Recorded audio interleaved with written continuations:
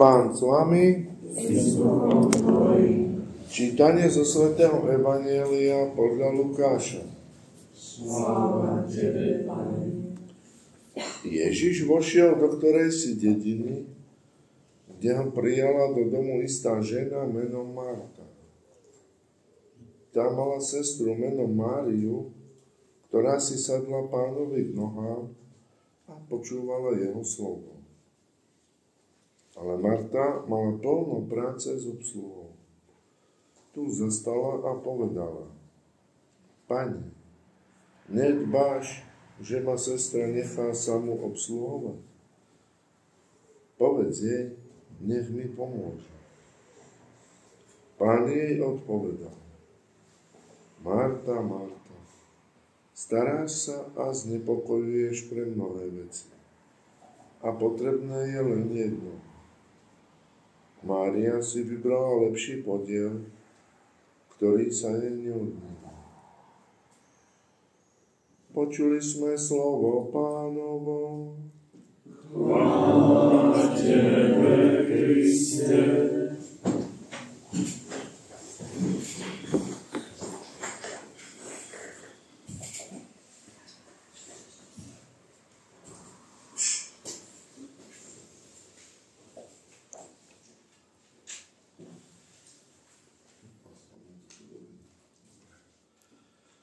Dneska by sa hodilo, a to tam bolo, aby sa mi to hodilo, alebo neviem, či vám to dokážem. Ja som si to nakreslil, tak som to pochopil, to, čo chcem povedať. Uvidíme, či sa mi to podarí. To dnešné... Zase, niekedy máme problém, a to dneska je špeciálne vyvolaný, čo nejakí tam mudrci o tom mudrovali, ale podstata je, že problém dnešnej doby je, že je príliš veľa informácií. Ináč sa to volá informačný balast, alebo ešte nejaké iné názvy. Že dneska sa pravda za totalitných režimov minulosti, už jedno, či boli cirkevné, či proticirkevné, sa pravda zamlčovala. Biblia bola zamknutá, bola nebezpečná, potom zase a tak ďalej. A pravdu ste sa nesmeli dozvedieť. Dneska sa to robí ináč. Dneska treba zarábať, pravda je až na x mieste, ale aby sa nepovedalo, tak dostanete toľko informácií, že v nich sa pravda stratí. Nemáte šancu. Jeden cez druhého. A niekedy presne takto my čítame aj Božie slovo. To dnešné druhé čítanie, čo tam je, dobre, to si väčšinou na Evangelium hovoríme, dobre. Chcem, aby ste videli, že jak je užitočné niekedy, keď človek číta menej a dozvie sa viacej, jak keď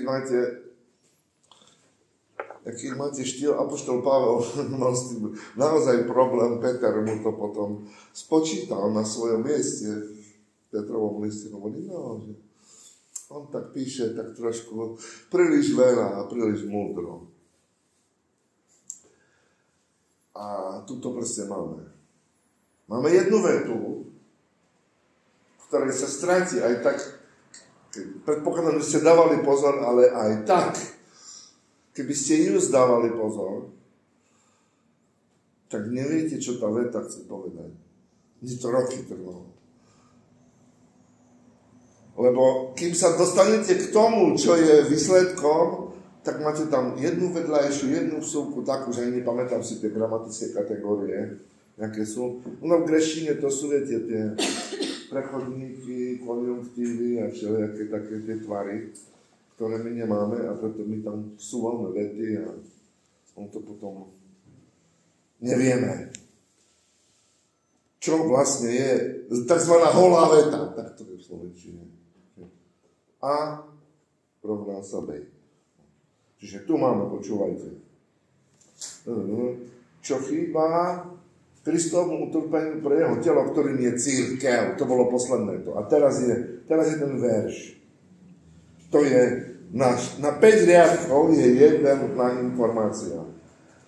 Ja som sa stal jej služobníkom cirkvi podľa Božieho daru, ktorý som dostal pre vás, aby som naplnil Božie slovo,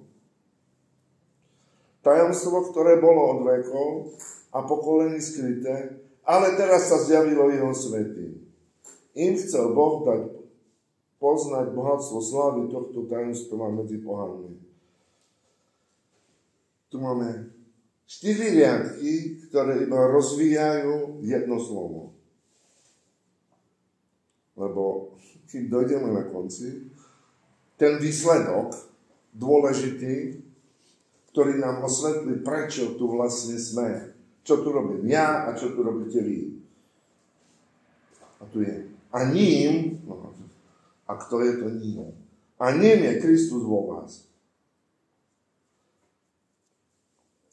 Stal som, a teraz preložíme si to do ľudskej reči. Stal som sa služobníkom cirkvi, hovorí apoštol Pavol, podľa Božieho daru, nepodstatné, ktorý som dostal pre vás. Ja som sa, môžem tak sa, aby to bolo jednoduchšie, sa stotožním s ním, aspoň v tejto veci. Ja som sa stal Božím služobníkom. Čiže služobníkom cirkvi. Pre vás. Vy z toho máte mať osob. Aby som naplnil Božie slovo, tajomstvo. Tak. Čiže Boh povedal niečo mne, urobil zo mňa niekoho, aby vy ste poznali tajomstvo. Rozumieme? Teraz tam zbytočne opisovať, čo je dané. A to tajomstvo je v tebe, v každom jednom z vás je Ježiš Kristus. To je podstatné. Celá existencia apoštola Pavla a aj moja je na to, aby vy ste vedeli, čo ste zač, doslova. Lebo celé, lebo tam píše, že to je naplnenie Božieho slova a je to predpovedané prorokmi, ale to je Pavol. Ale naša kuchynská teológia, vaša je čo? Ten osoch z toho všetkého, čo hovoríme, inde to povie, keď už a záver z toho všetkého, čo hovoríme, je, že to, čo nevedeli Židia, to, čo nevedel vyvolený národ za celý starý zákon, dozvedel sa všetko, čo Boh chce, jak to chce, jak sa to má urobiť, predpisy do puntíku.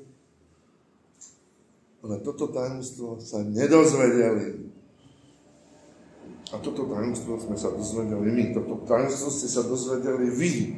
A máte sa neustále o ňom presviečať každú nedeľu. To je moja úloha. A potom skúšať, či to tak je. V skutkoch 17 sú takí majstri, ktorí nielen počúvali Pavla v Bereji, ale napísané, že ale keď prišli domov, každý deň, tam je, že neustále skúmali písma, Constant Scripture Investigation, CSI, neustále skúmali písma, či je to tak, ako Pavol hovorí. Tu máme fact-checky dneska, to moderné. To máme. V tom informačnom chaose, zmetku proste v tomto. Čiže neustále sa hrabali, či ten človek ich nepodvádza. Čiže tu je to. Áno, ja mám nejaký dar. Keby som ho nemal, tak som blázon, aby som tu stal. To je jedna vec. Druhá vec je, že ten osob je váš. Boh to robí tak, nakreslil taký, tu na vrchu sa nakreslí trojuholník. To je tá trojica, to je Boh. Pod ním je svet a máš tam lúč, alebo v podstate to je jedno, čo tu je, že smerom dole do sveta ide Boží dar a ten dar spôsobuje, že vo svete vzniká cirkev. To je zase jedna entita, jedna jednotka. A teraz, no a v tej cirkvi je služba. A toto služba pre vás, na váš osobne, aby ste poznali, že je vo vás Kristus. V 2. liste Korinťanom apoštol Pavol to potom, viete, povie ešte ináč. Nepoznáte seba samých, že je vo vás Kristus? Sa sťažuje. A zároveň robí to, čo hovorí, že ich pripomína a napomína a neustále dookola hovorí to isté. Lebo nič iné sa ani nedá povedať. Musíme sa opakovať, musíme stále toto, lebo sa musíme vrátiť na začiatok. Čo sa modlíme? Modlíme sa dve modlitby. Jedna je sláva Otcu i Synu i Duchu Svätému. Ako bolo na počiatku, držme myšlienku, tak nech je teraz, je vždycky, na veky vekov. A potom je druhá modlitba. Aby sa táto modlitba vyplnila, sám Pán nám dal inú, kde sa hovorí, že Otče náš, ktorý si na nebesiach, posväcený a tak ďalej. A teraz je, príď kráľovstvo tvoje, ako v nebi, tak i na zemi. Ako bolo na počiatku, tak nech jej teraz sa udeje, keď to bude tak, ako je v nebi, tak nech je na zemi. Lebo to, čo bolo na počiatku, keď človek a Boh spolu hovorili, keď Boh hovoril k človeku, bolo zničené hriechom. Človek sa začal pred Bohom skrývať, odvtedy sa hráme na skrývačku, niektorí dlhšie, niektorí kratšie, závisí, kedy nás Pán Boh dobehne, niekedy doslova.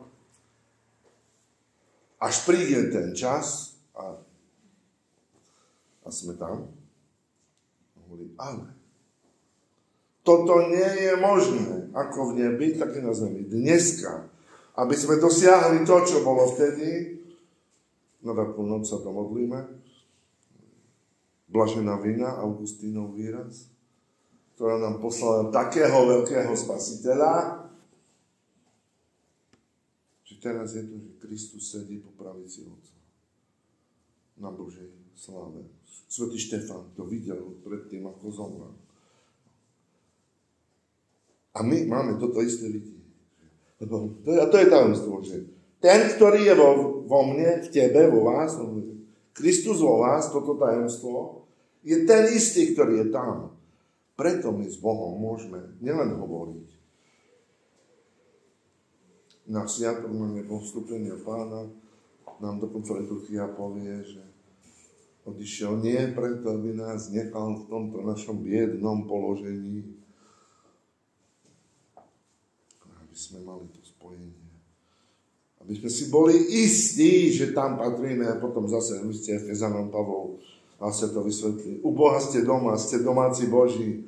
Božej obývačke nie ste na návšteve, to je váš domov. Tam môžete prísť, tam ste vždycky, keď nie ste tam, kde musíte byť. Tak, jak je to doma. Čiže toto je celé ihrisko. Toto je celé to tajomstvo, samozrejme. Ako bolo na počiatku. Jak sa to robí? Príbeh poznáte, ale tam pasuje.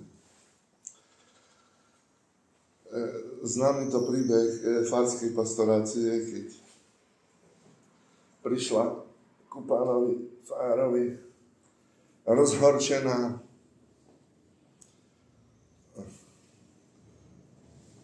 Matka, mama Helenky.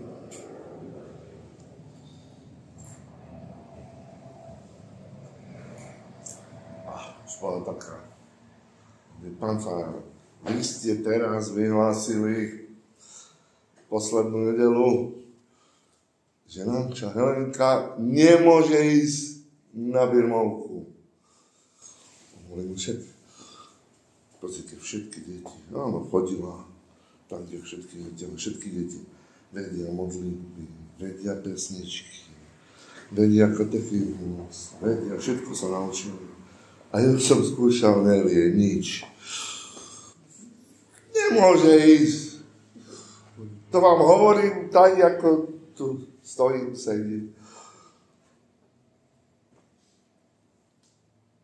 Maminka hovorí, dobre, papa, teraz som poviem niečo ja. Hovorí, viete dobre, že vlastne naša Helenka nie je naša Helenka, lebo to bolo po vojne tesne. To je sirota po mojej sestre, ktorá zahynula, tak sme urobili, čo sme mohli, nemá nikoho iného, tak sme ich zobrali k sebe. A pravda je to, že nie je taká, ako ostatné deti, lebo naozaj nevie toho veľa a je taká spomalená aj vo všetkom ostatnom.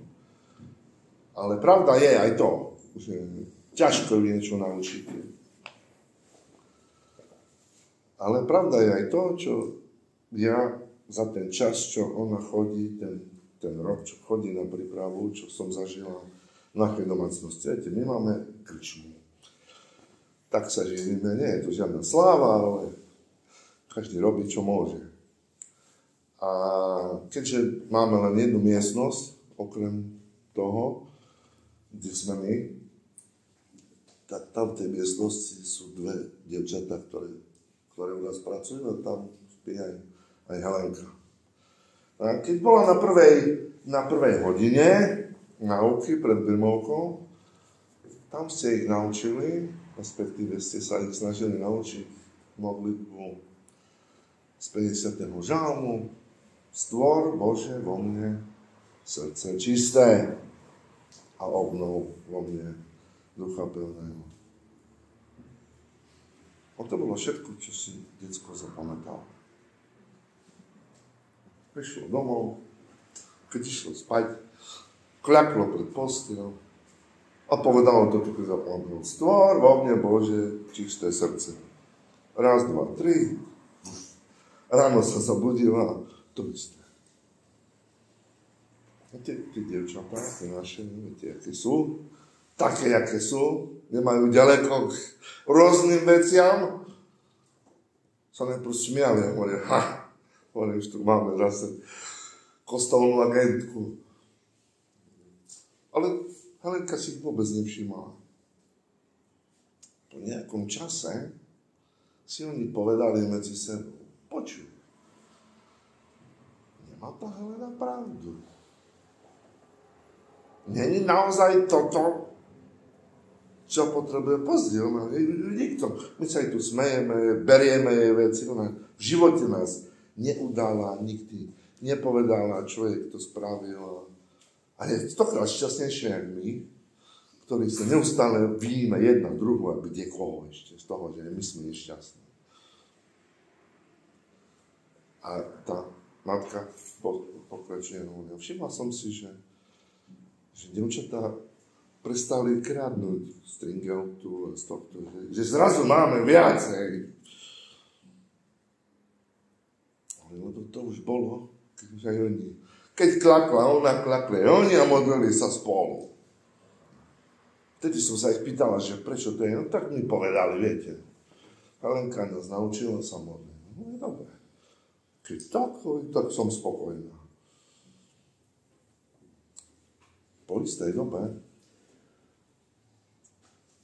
môj muž hovorí, on je taký, že veľa slov nemá, ale hovorí mi, že poďte, už 3 dní si mi nenadával.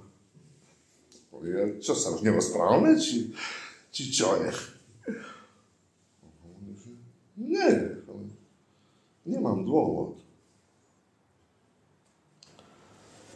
A ona hovorí, že vieš, pán človek, vieš, dozvedela som sa, prečo už nám neubúda stringeltu a prečo zarábame viacej a prečo je zrazu taký pokoj v celom našom tomto, celej našej domácnosti, že ja sa nenervujem, no lebo dievčatá sa ďaleko modlia, ja sa snažím, keď môžem, tak aby som ťa zbytočne neštvala, sa modlím to isté. Ten muž, to fakt je pravda.